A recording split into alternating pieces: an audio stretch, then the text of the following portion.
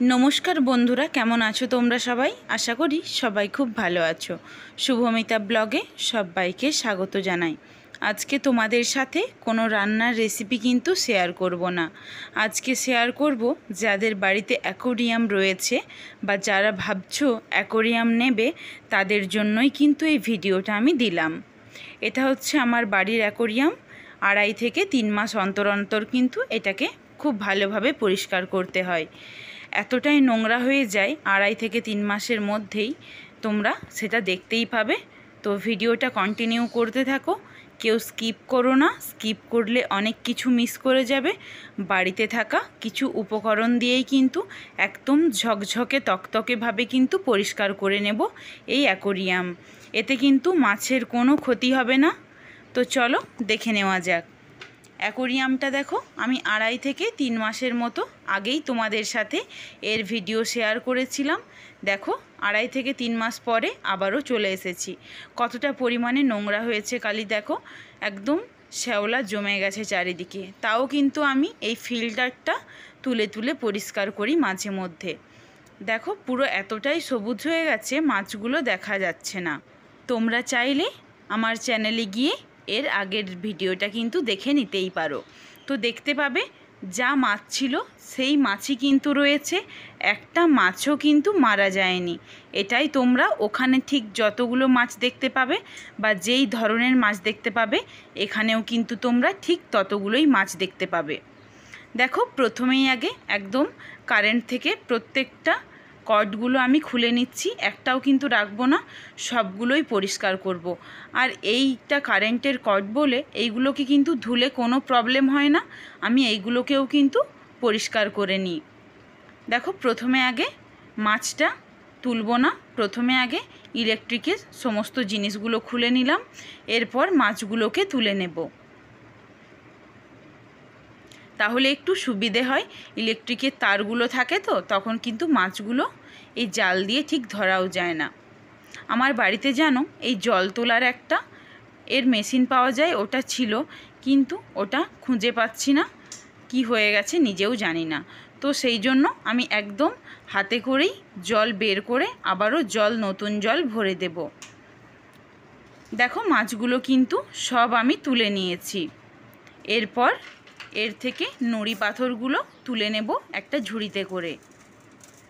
কত নোংরা দেখো, যত পাথরগুলো ওঠাচ্ছি নিচে কিন্তু একদম নোংরা শ্যাওলায় ভর্তি হয়ে গেছে। জলের অবস্থাটা খালি দেখো। তাও তো আমি হাফ জল বের করে নিয়েছি আর হাফ জল তোমাদেরকে দেখাচ্ছি। চলো জলটা বের করে ফেলে দিই।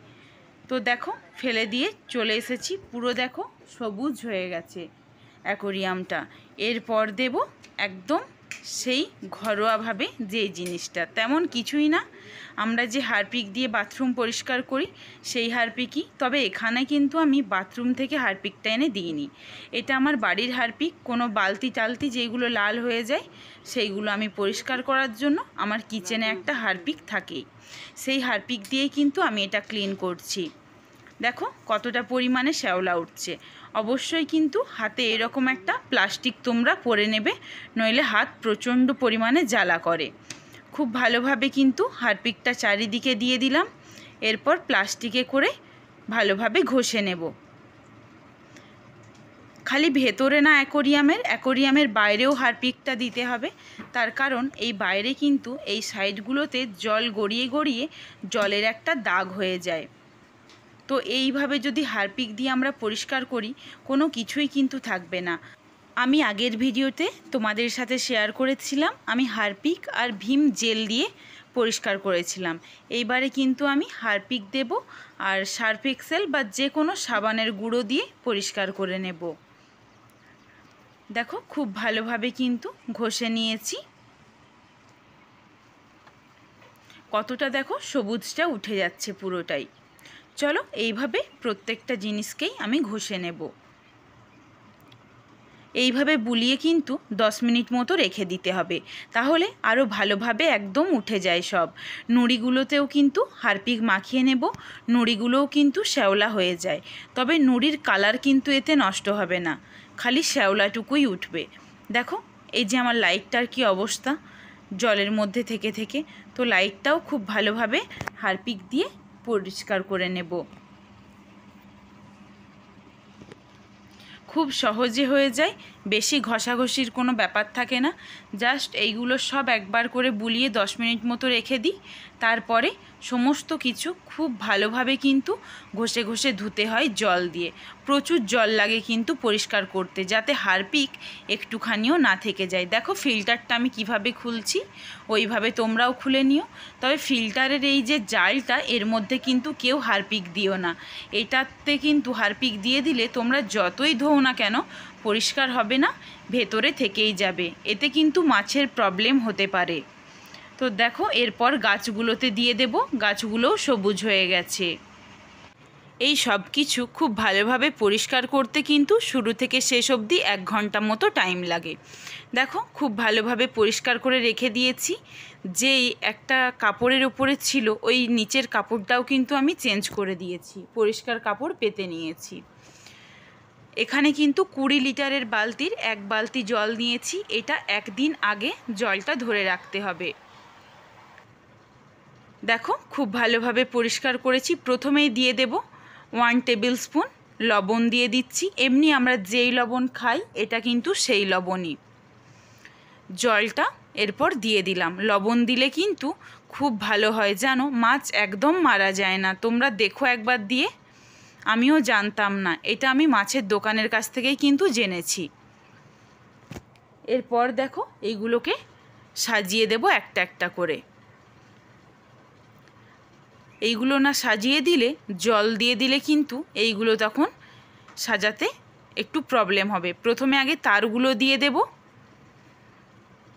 ফিল্টারটা আগে সেট করে নিই। খুব ভালোভাবে কিন্তু ধোবে, আবারও আমি বলছি, অনেক জল দিয়ে খুব পরিষ্কার কিন্তু করতে হয়। ফিল্টারটা দেখো কিভাবে আমি লাগালাম, লাগিয়ে এখানে বসিয়ে দিলাম। এরপর লাইটটা লাগিয়ে দেব।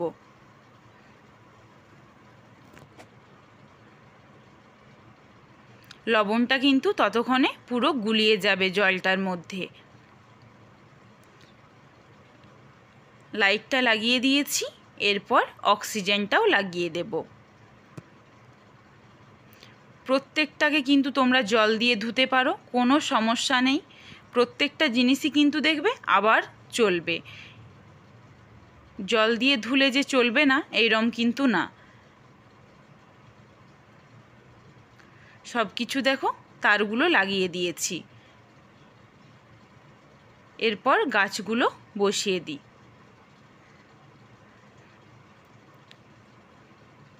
গাছগুলো দেখো আরও জল দিয়ে দিয়েছি, তারপর বসিয়ে নিয়েছি।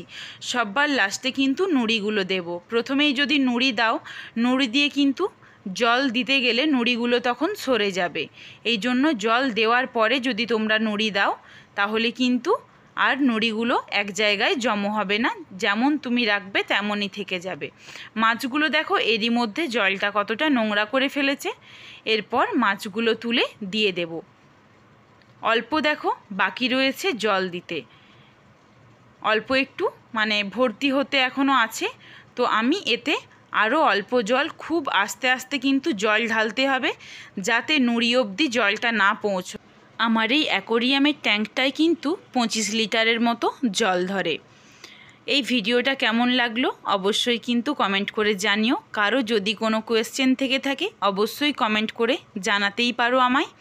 আমি কিন্তু এখানে মাছে কোনো দিন কখনো কোনো রকম মেডিসিন ইউজ করি না, জাস্ট একটু পরিষ্কার পরিচ্ছন্ন রাখি। দুবেলা খাবার দিই, একবার সকাল 6টায় আর একবার সন্ধে 6টায়। তো আমার এই ভিডিওটা কেমন লাগলো অবশ্যই কমেন্ট করে জানিও। যদি ভালো লাগে লাইক করো, শেয়ার করে বন্ধুদের দেখার সুযোগ করে দিও। আমি রান্নার রেসিপি শেয়ার করি, মাঝে মধ্যে অন্য কিছুও করি একটু স্বাদ বদলের জন্য। তো যারা আজকে আমার নতুন বন্ধু এসেছো, যদি আমার এই ধরনের ভিডিও দেখতে চাও অবশ্যই সাবস্ক্রাইব করে পাশে থাকা বেল আইকনটি ক্লিক করে অল নোটিফিকেশান অন করে রেখো। তাহলে আমার প্রত্যেকটা ভিডিওর নোটিফিকেশান সবার আগে তোমাদের কাছে পৌঁছে যাবে। সবাই ভালো থেকো, সুস্থ থেকো। আবার দেখা হবে নতুন একটা ভিডিওর সাথে।